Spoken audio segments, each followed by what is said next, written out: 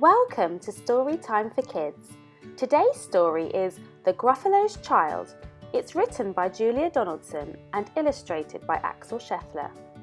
At the end of the story, I'm going to ask you a question about the book. Do you think you'll be able to answer it? Let's begin.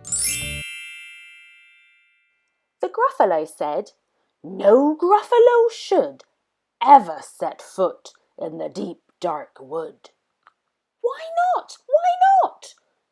"Because if you do, the big bad mouse will be after you." "I met him once," said the Gruffalo.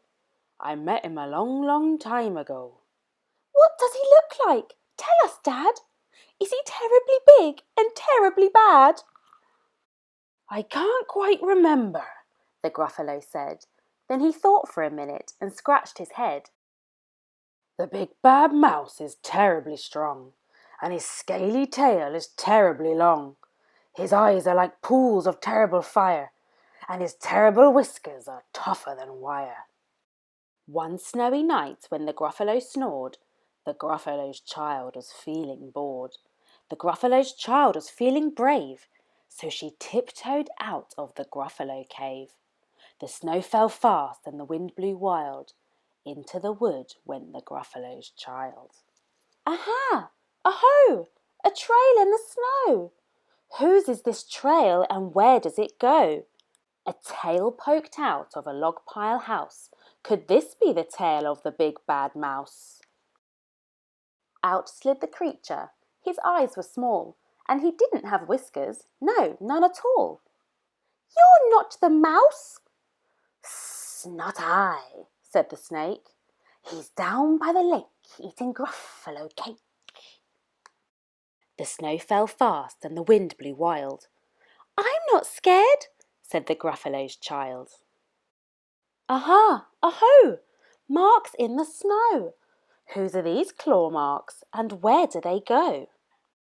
Two eyes gleamed out of a treetop house. Could these be the eyes of the big bad mouse? Down flew the creature. His tail was short, and he didn't have whiskers of any sort. "You're not the mouse?" "Too, not I, but he's somewhere nearby, eating Gruffalo pie." The snow fell fast and the wind blew wild.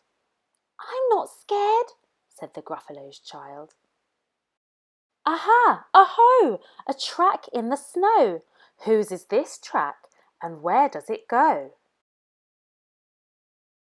"Whiskers at last! And an underground house! Could this be the home of the big bad mouse?"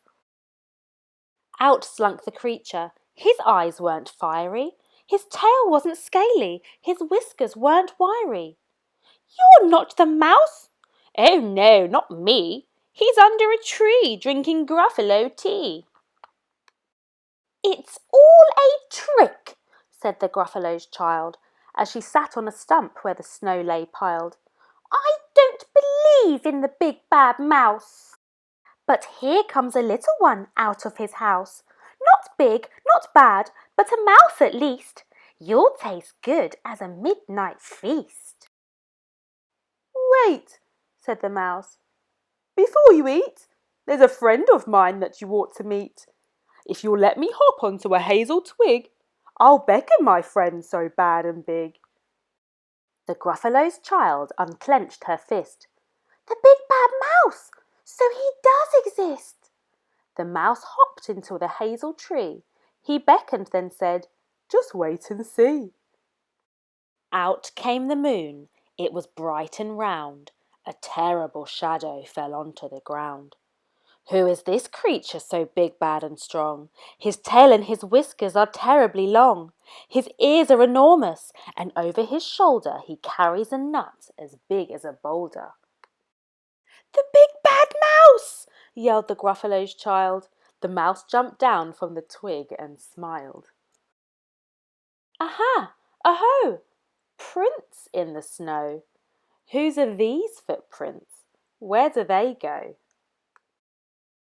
The footprints led to the Gruffalo cave, where the Gruffalo's child was a bit less brave. The Gruffalo's child was a bit less bored. And the Gruffalo snored and snored and snored.